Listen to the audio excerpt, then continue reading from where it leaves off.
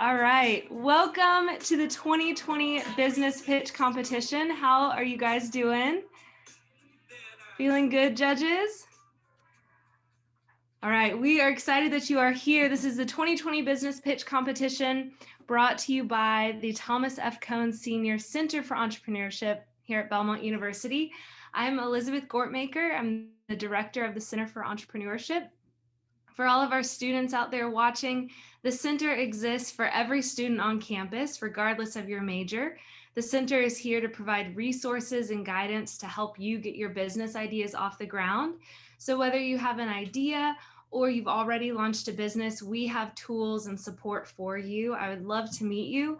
All of our resources, all of our information is available on our website, which is belmontetp.com. So please check us out, and I look forward to meeting more of you in the future. So today, this is our big event of the semester, the 2020 Business Pitch Competition. A little bit of a different format this year. We're doing it virtually. This is my first time doing it, a virtual competition, so please bear with us with technical issues.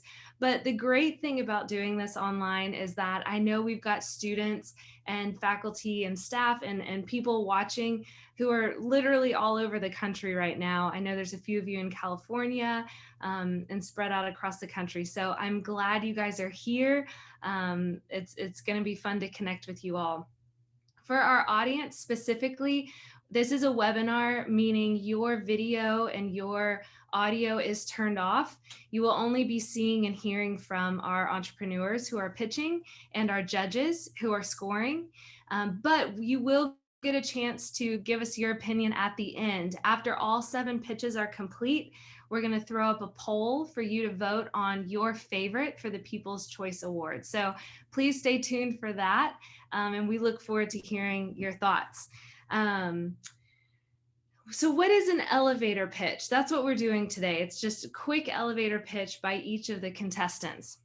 Simply speaking, an elevator pitch is your pitch that it takes from the time you get on the elevator on the first floor until you get off on the 20th floor. Can you quickly and concisely explain your idea, show who you are, and get buy-in in the time it takes to ride an elevator? And why is this important? Well, as entrepreneurs, you're constantly needing buy-in from people, whether it's a customer, a stakeholder, a mentor, an investor, a supplier, a partner. Entrepreneurs are constantly needing to share their idea in a way that captures their audience and gets people to want to buy into what they're selling. So today you will hear 7 pitches from current students who have their own ideas. And this is so crucial for them to master the skill of the elevator pitch as they go on to develop their business ideas. We have 3 fantastic judges here today. Let me go ahead and introduce them here. We have Katie Cohens, who was the winner of our 2019 business plan competition in April. Katie graduated in May, and now she has used that money that she won from our business plan competition to launch her business, Match and Play. Katie, do you want to share a few words? Yeah, I'm super excited to be here. We're actually going to be launching Match Play here in the spring, and being able to compete in the competitions like this, you learn a lot that you can translate into your future business. That's great. Thank you for being here, Katie. We're glad you're here. Our second judge is Arnie Malham, who is our current entrepreneur in residence here with the Cohn Center for Entrepreneurship.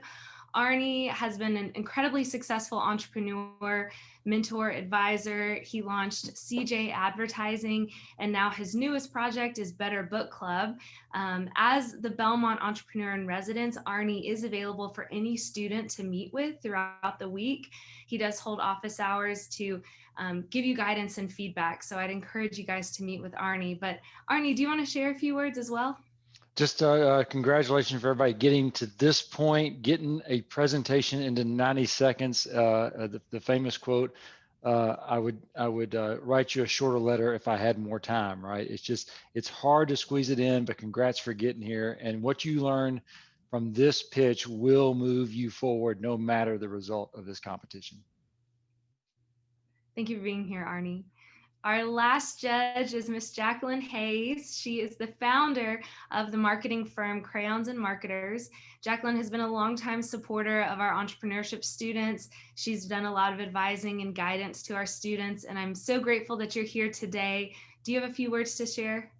Yes, and thank you so much for having me, Elizabeth. I love Belmont. I love the entrepreneurs that come through the program here. I've been always so blown away at the level of excellence that all of the entrepreneurs present. And so I'm excited. Thank you for your courage and your confidence in your concept and your idea and your passion for it. I'm looking forward to great presentations. Thank you so much to our judges.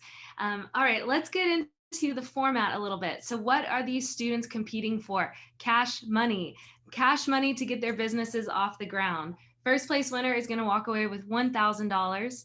Second place will receive $500, and our third place winner will receive $300 to go towards their business. And as I mentioned earlier, you guys, the audience, get to vote on this year's People's Choice Award. The People's Choice Award winner will receive a gift bag and a lot of resources and goodies to help them continue to grow and learn as an entrepreneur. What is the format? What's coming up? Here's how it's going to work. Each entrepreneur will have a minute and a half to pitch their idea.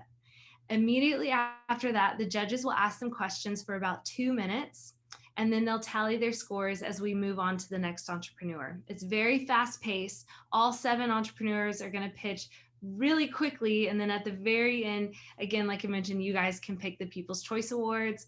We'll tally the scores and we will announce the winners. All of this is going to happen in the next 45 minutes. So buckle up, here we go. Up first is Abigail Lamb.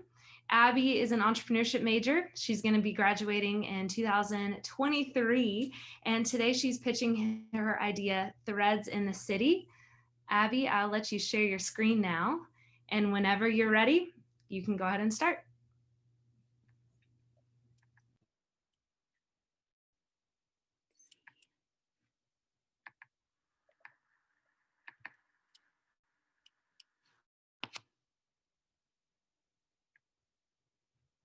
Okay. Have you ever been on vacation or traveling in a popular city where you just finished up dinner and you wanted to grab quality souvenirs to bring back to your friends and family, only to find out that all the stores are closed? That's where Threads in the City can help. Threads in the City is a smart t-shirt vending machine that will be located in hospitals, airports, universities, farmers markets, stadiums, and on college campuses. Threads in the City will offer local brands of t-shirt companies well known to that city. For example, the Nash Collection, Project 615, So Nashville, and it will help tourists, travelers, and students all have access to merchandise 24/7. So let Threads in the City help you get out of a bind before you go home empty-handed. Look for one of my machines on campus or in the city near you. Thank you.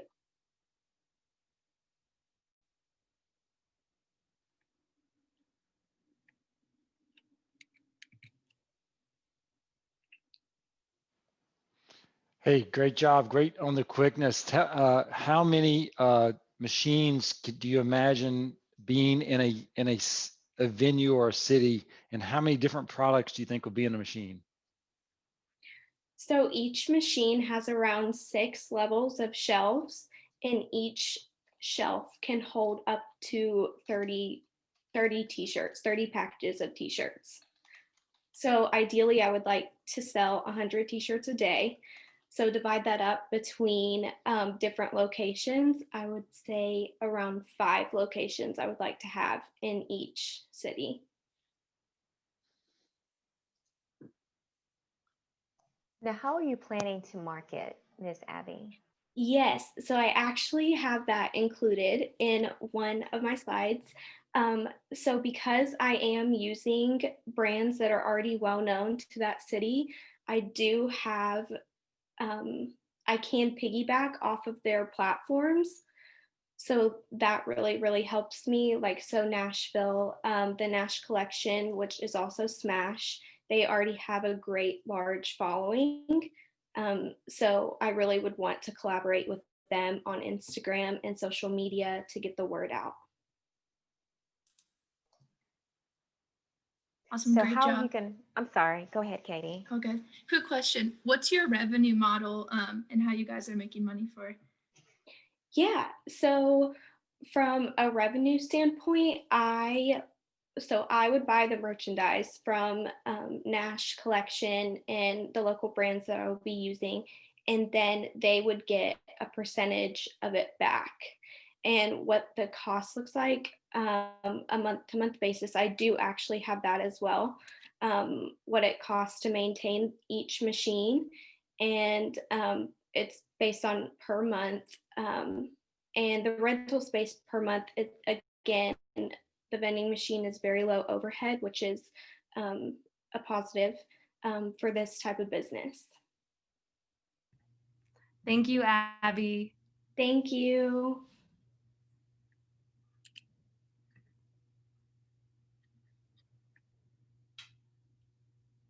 All right, as the judges tally up her score, we will move on and get set up with the next participant. Bailey Jackson is up next. Bailey is a finance major graduating in 2021. Today he's going to be pitching his idea, Montana Craft Company. And Bailey will get you set up while the judges finish tallying up their scores. Okay. Let's see.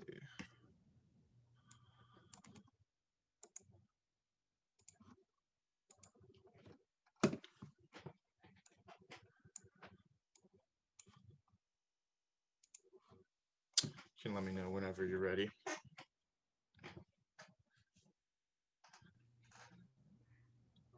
All right, judges, are you ready? Yeah, just give me a thumbs up when you're ready. Just give me 30 seconds. Mm-hmm.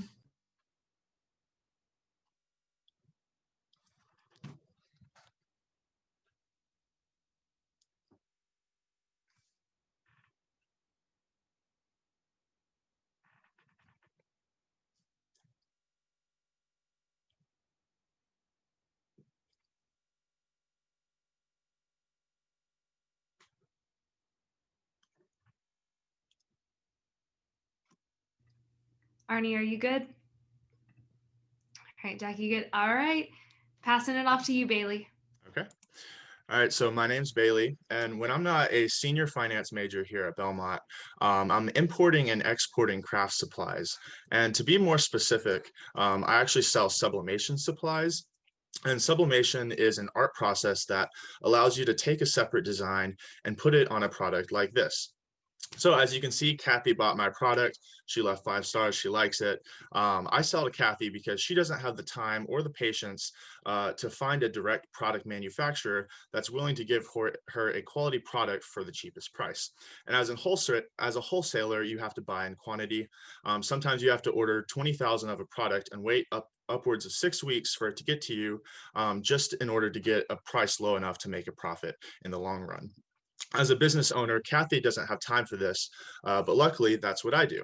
As you can imagine, this art process can be applied to almost anything under the sun, and it does. And this is an example of some of the products I offer, and it grows every week. Our target market, we have an identifiable target market, having an exclusive Facebook group with over 2,100 members since we started in May, and also 4,000 sales on Etsy within the past 3 years. Despite starting expansion simultaneous to the onset of COVID-19, 2020 has been a great year. We've been able to grow sales tremendously, increasing our product line by 70 products, and 2021 looks like an even better prospect as we finish up the new year and look into expansion opportunities. And today I asked for $1,000 to expedite that process. Thank you.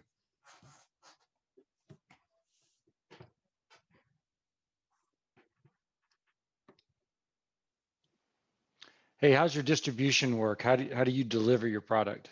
So right now, it's kind of a family business type thing. So I operate here in Nashville. I live in I go to Belmont here, and my mom operates my office and fulfillment center up in Choteau, Montana, which is a very tiny city, a town where they live. Um, and so we ship all of our online orders through there, and I have all of my wholesale orders shipped to there. And next year, I'm expanding here to a Nashville office and warehouse to launch into fulfillment by Amazon, and basically have a second distribution center, and kind of expand in that direction.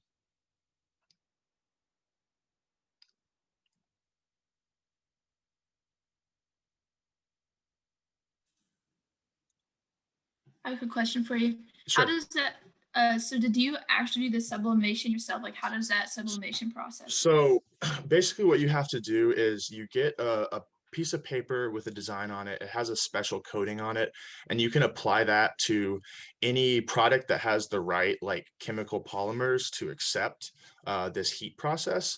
And I did that for about a year and a half in 2017. I did very average. I sold some retail products, but I've found that wholesale is just kind of more my bread and butter. But so I have a couple years worth of experience, and I can offer product help with, the softwares that people use to design. Okay. What are you looking, what does success look like for you, for the company? For me, this company has kind of been, it's been kind of unique because I've been a college student and high school student doing it.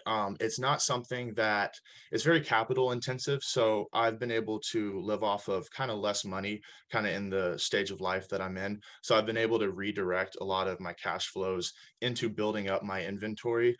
So right now, what this business is doing for me is basically just building up a inventory value, and a couple years from now, whenever I decide I no longer want to do this or something else, I can liquidate everything. And with a low debt to asset ratio, it'd be a pretty good just exit strategy. All right, great job, Bailey. Thank you.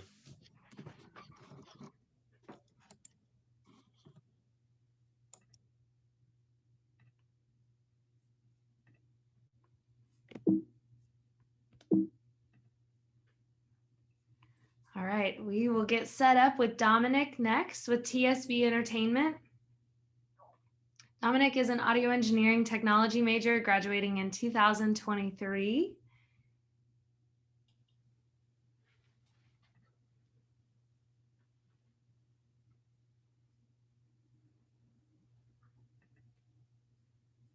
All right, real quick, can you guys hear me all right?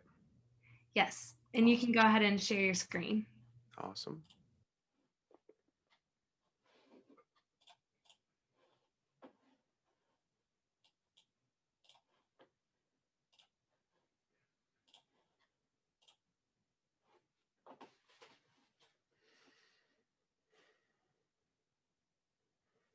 We'll just give the judges a couple more seconds to finish their scores. Judges, just give me the thumbs up. All right. Arnie, you're good? Okay. All right, passing it off to you, Dominic. All right. Well, first of all, thank you so much, everyone, for being here today to learn about all these great business ideas. It's amazing to see the resiliency of the Nashville market, especially during coronavirus. So I'll jump right in. So TSP Entertainment, I founded the company on October 5th, 2018. Several months later, we had our first wedding in 2019. And finally, in August of 2019, we moved into Nashville and started operating full-time here. Prior to that, we were based in Columbus, Ohio, my hometown. So since opening, we have been a part of several school dances and plenty of weddings. I don't know if I mentioned, we are a wedding and event DJ and entertainment company. And each event is just a miraculous reminder of the passion that I have for this industry. So my idea for the future. So between 2018 and 2020, each couple in the wedding industry hired an average of 14 vendors for their event and spent over 200 hours in total planning with each of those vendors to make their perfect day come true. My goal is to open a company that offers every required service for a wedding, from DJing to catering, photography, baking, and floristry, and even beyond. This would allow brides and grooms to have a one-stop shop and not have to stress so much before the day that they've always dreamt of. Word of mouth is probably the most important part of our industry. It is the most effective way to book more clients and to book more high quality clients as opposed to any form of paid advertising. Therefore, the money from competitions like these goes towards expanding our services and investing in new equipment to help those couples have an even more perfect day. Thank you so much again for your time, and I hope you will check us out on the internet.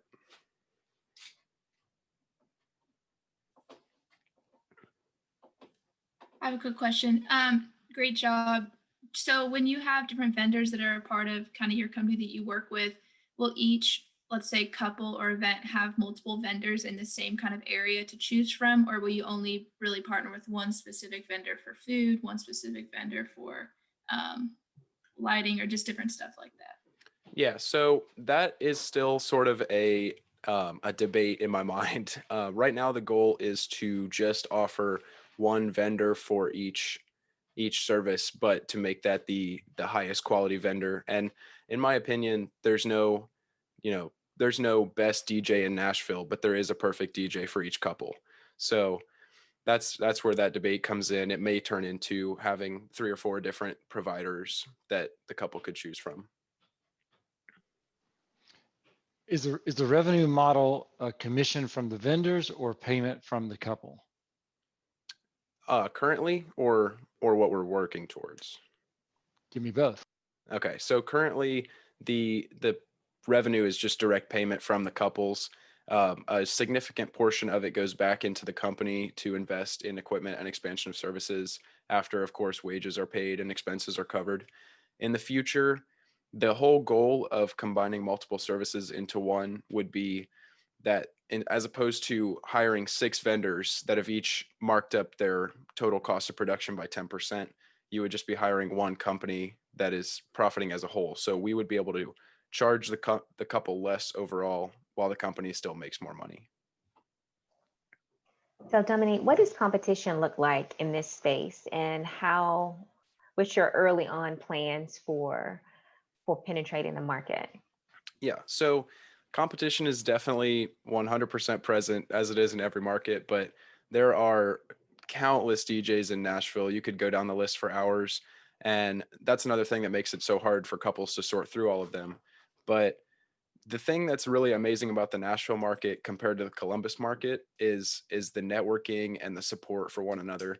There's a Facebook group of all the DJs in Nashville, and they're just constantly building each other up and trying to get each other events. So I think that's one big contributor to my success here, is that the other people in the market look at it as, promotion and not competition. All right, thank you. No problem. Thank you. Good job.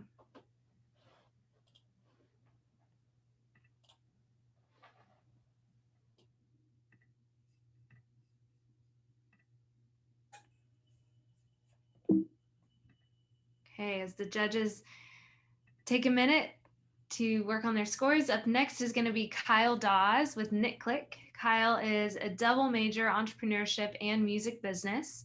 He's going to be graduating in 2021. Kyle, whenever you're ready, we'll get you all set up.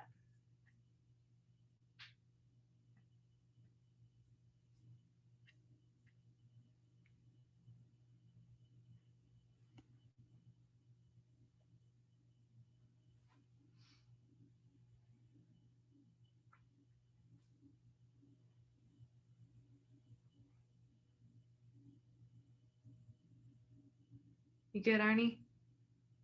Okay. Katie, are you good? Okay. Jackie's good. All right. Passing it off to you, Kyle.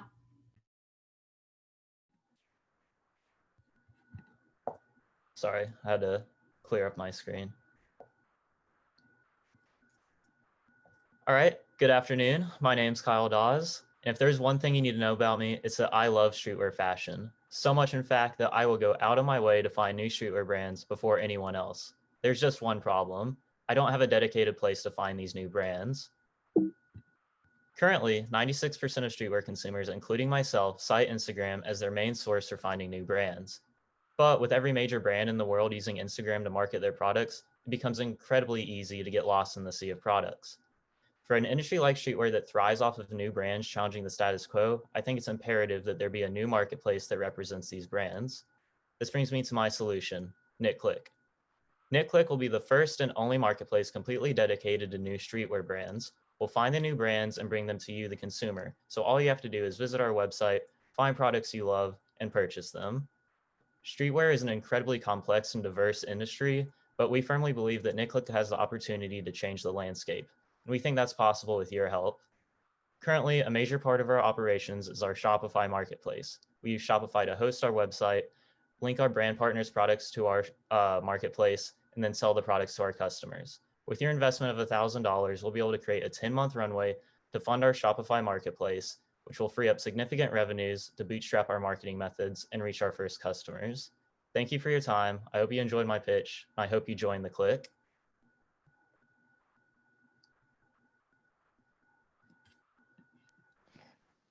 Hey, so tell me one more time. So you want to spend $1,000 on your infrastructure essentially, so it'll churn more. Is that right? Am I understanding that right?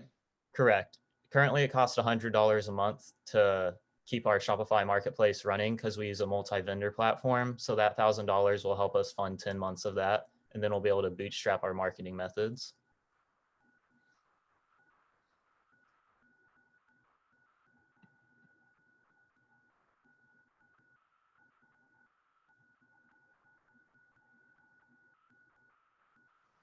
Now tell me a little bit, and great job here, about your audience. Why would they come here as opposed to going directly to the brand?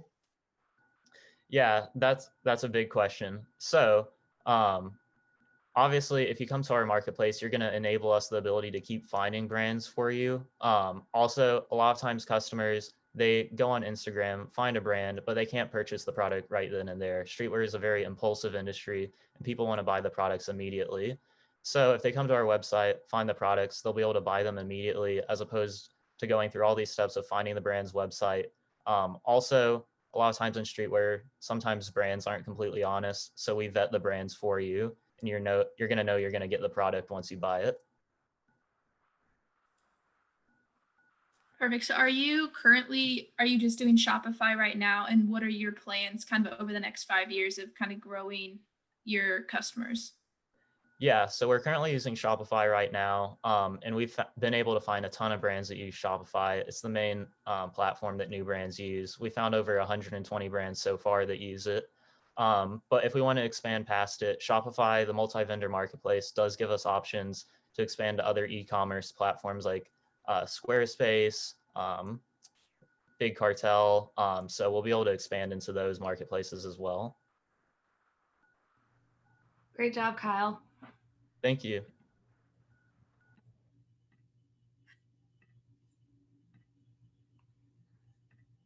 All right. I told you guys it would be fast. It is a very fast-paced competition. Up next is Adam Millerin. He's a business admin major graduating in 2021. Adam's business is Nomadpad. And whenever you are ready, Adam, I will go ahead and share the screen.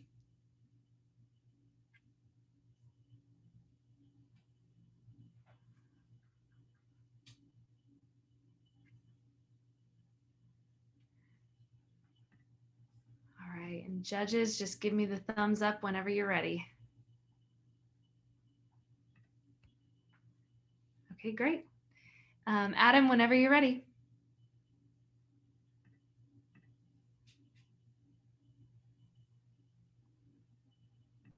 All right, good afternoon, everybody. My name is Adam, and I'm the founder of Nomadpad.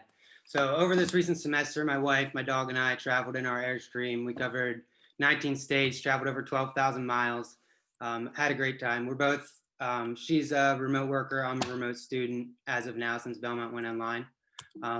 So over this semester, we traveled in our RV. We had lots of Wi-Fi connectivity issues at RV parks. I think there was one or two parks that we could actually work from. So we relied on our hotspot a lot, which we had hotspots for AT&T and Verizon. and we couldn't manage to get connectivity everywhere we went. Looking deeper into the issue globally, all nomads they have problems with finding good Wi-Fi and good places to work. 21% of nomads work out of their RVs, which is going to be my initial target market here in North America. There's too many complications for the nomadic remote worker to combine travel and work and live that location independent lifestyle. That's why I created Nomadpad. So similar to vacation rentals by owner or air mattress bed and breakfast, we're connecting rental properties to the renters. Just like Vrbo and Airbnb, we're going to charge a service fee for our listings to cover whatever our expenses are. Nomadpad is a web-based software service connecting the nomad to a rented space with an absolute reliability to support their work. So who we have in mind whenever we think of remote workers are freelancers, entrepreneurs, investors, day traders, students, retirees, and the like. Today, Nomadpad is asking for $1,000 to help cover initial legal and software fees. With a projected market of 1 billion nomads by 2035, more than 1/10 of the world is expected to have the ability to work from the road, and they're going to want to. Thank you. Any questions? Yeah, so great job. Thank you. So I want to make sure. So what exactly is the service or the product? So just like Airbnb, we connect people with properties that they want to monetize to people that want to rent those properties. Our initial target market is going to be RV pads, so we can get the infrastructure of the company up off the ground and target a market that hasn't really been targeted yet.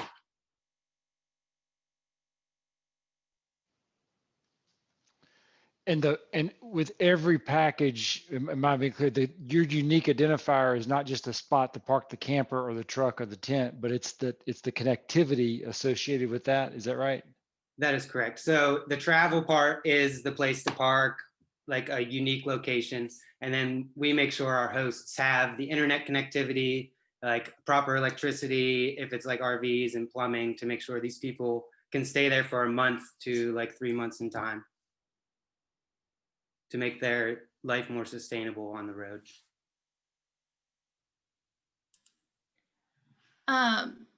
Because this is a pretty, I guess, condensed market, how do you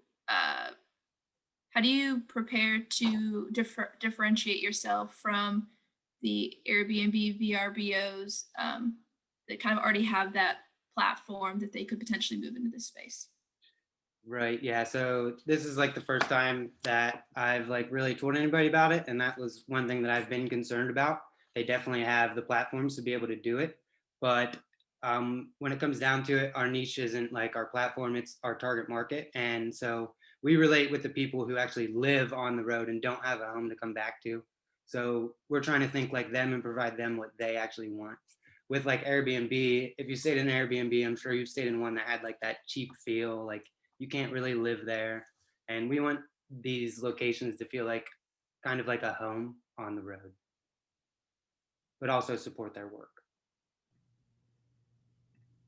All right. Great job, Adam. Thank you. Thank you.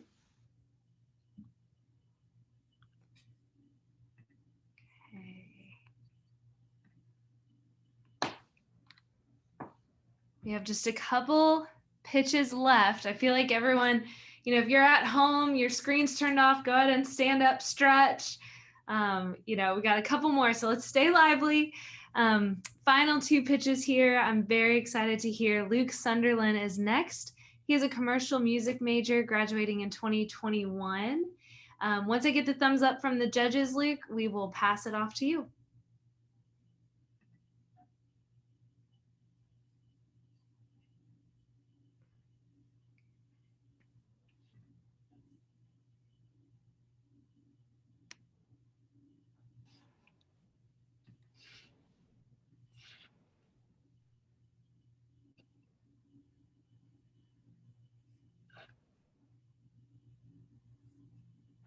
Can y'all hear me? Yes. Okay. All right, you're up. All righty. Hey everyone, my name is Luke Sunderland with Luke Sunderland Music. I'm a wedding guitarist in Nashville. And this here is Sarah. She was planning her wedding And when she was looking for music, she really wanted something that was traditional while also including some country music. But as she was looking for musicians to do this, she ran into a problem where musicians had set lists that were predetermined that weren't really customizable and couldn't offer both of those aspects that she wanted.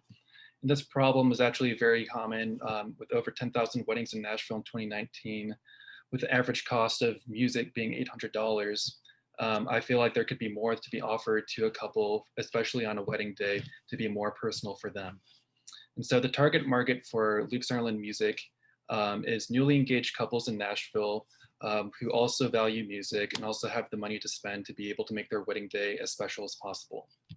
And so the solution to this problem is offering high-end customizable music through collaboration with couples while simultaneously offering a professional customer service.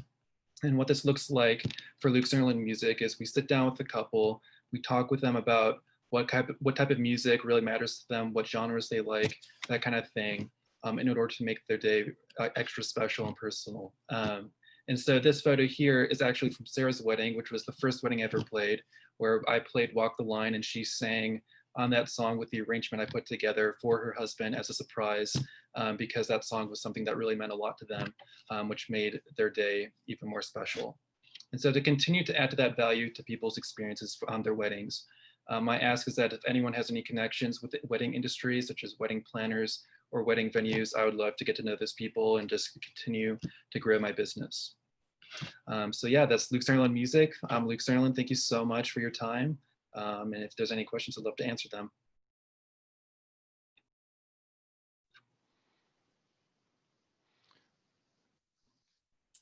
Luke, how do you plan to scale is there any thoughts around scaling the business? I know you got to get busy first. We got to get out of this weird situation we're in, but what's the first path to scalability? For me, it's really just, there really isn't all too much moving parts when it comes to providing music for someone. And so when it comes to scaling it to outside of Nashville, I am definitely open to traveling, and really the only expenses would be travel expenses for me.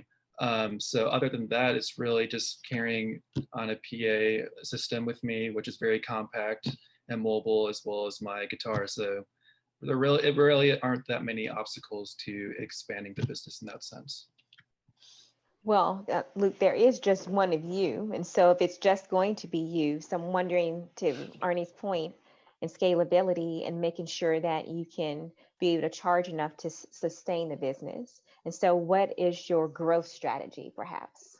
Sure. So within 5 years, I would have the process down to a T where I would be able to connect with other musicians I know that are of high caliber that can be able to provide both multiple genres if there are couples that are interested in having multiple genre mixed into their wedding, and being able to show them a step-by-step process of like, here's the way that you interact with the couple, how you get to know them, how you get to know what really matters to them when it comes to music, as well as to the details of going out to the gig, setting up the equipment for the specific venue that they're working at, and so on.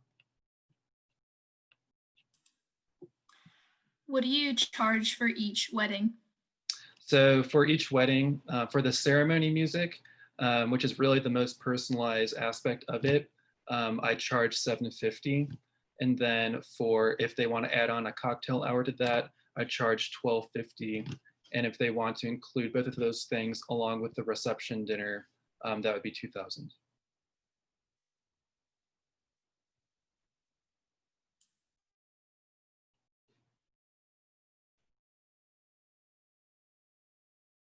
Alrighty, thank you. Thank you, Luke.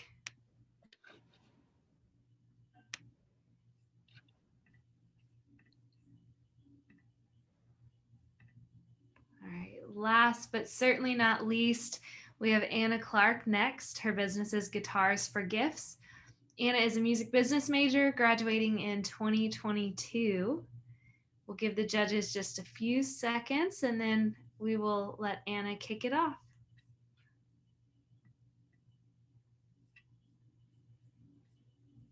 And you should be able to go ahead and share your screen when you're ready. There it goes.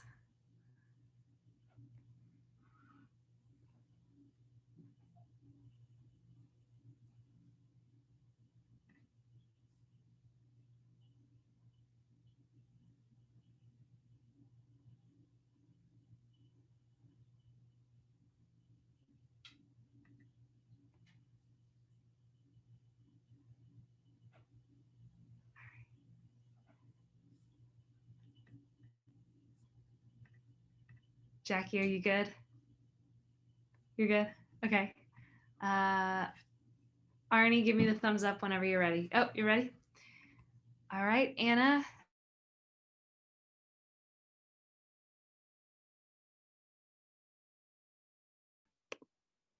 Can you hear me now?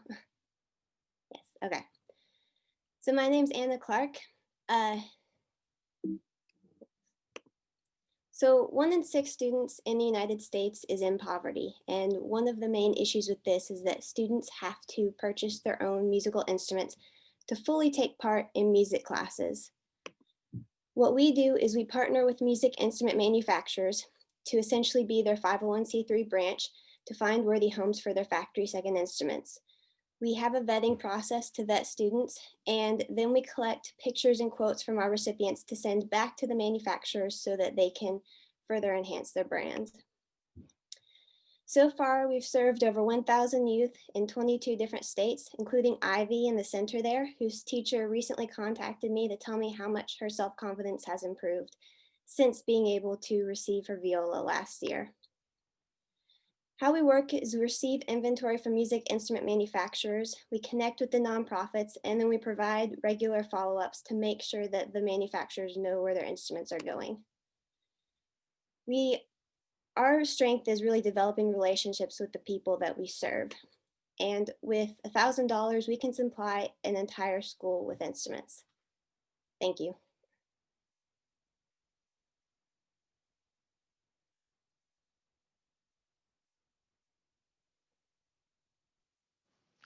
Okay, so there's product that's coming from Seconds. There's kids in need. Tell me a little more about the business transaction of this. Where's Guitars for Gifts create revenue or profit per se?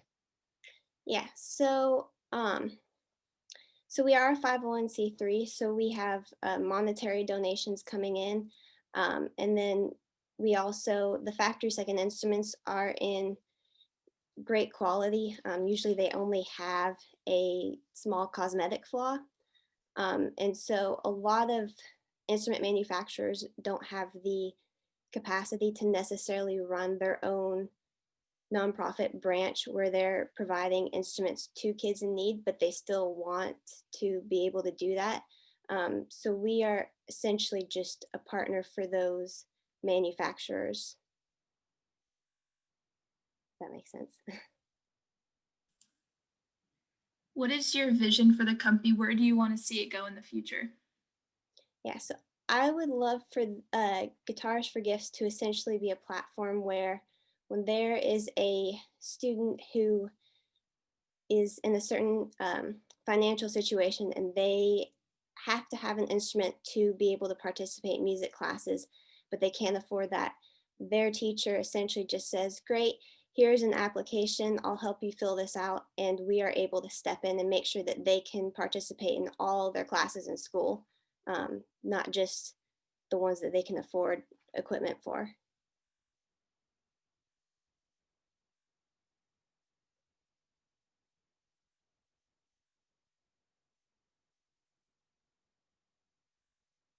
So just one final question and great job. And so as far as the organization, because nonprofits still do have to generate income in order to pay your staff and do the different things.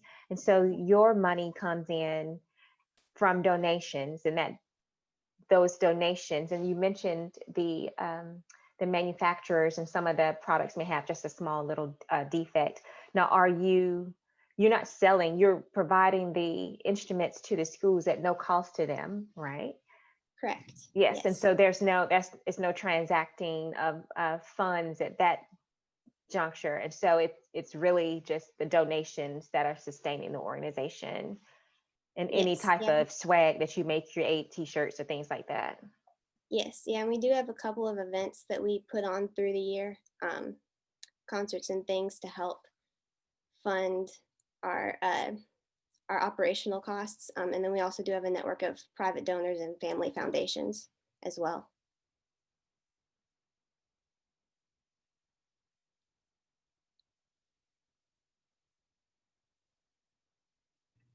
All right, great job, Anna. Thank you.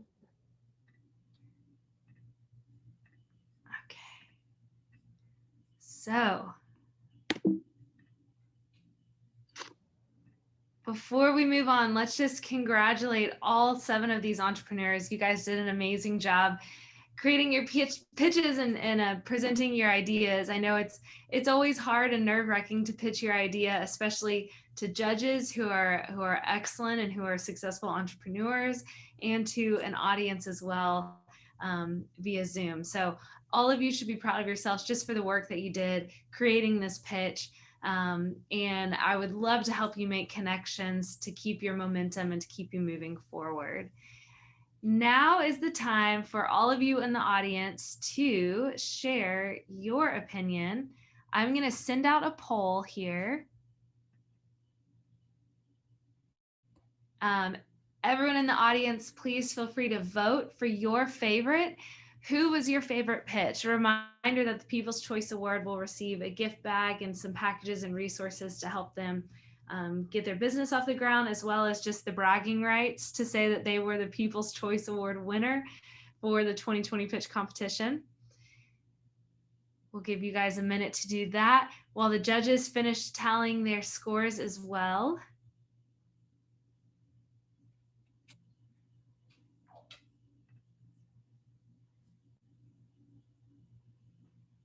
All right, looks like almost everybody has voted. It is a tight race.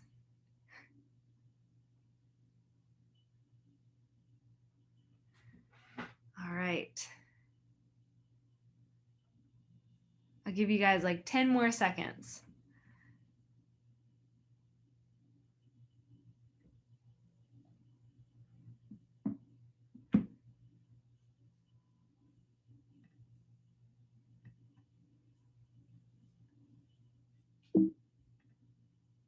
All right. While the judges finish tallying their scores, here, let me do one thing. Okay, we just have one more big event here with the Center for Entrepreneurship next month. So the Belmont Entrepreneur Awards are coming up on December 15th. All of you are invited. The Belmont Entrepreneur Awards are our big event each year for our alumni founders. We know that Belmont alumni have founded over 700 businesses located in 75 cities and 5 countries around the world.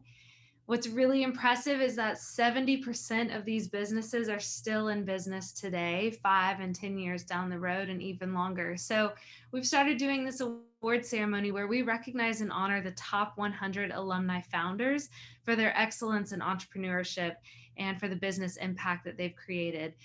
It's a really great, fun event. It's a really cool way to see what a lot of our alumni are doing and to be inspired by what they're doing. Usually it's a smaller banquet with just those founders, but we will be doing it online this year.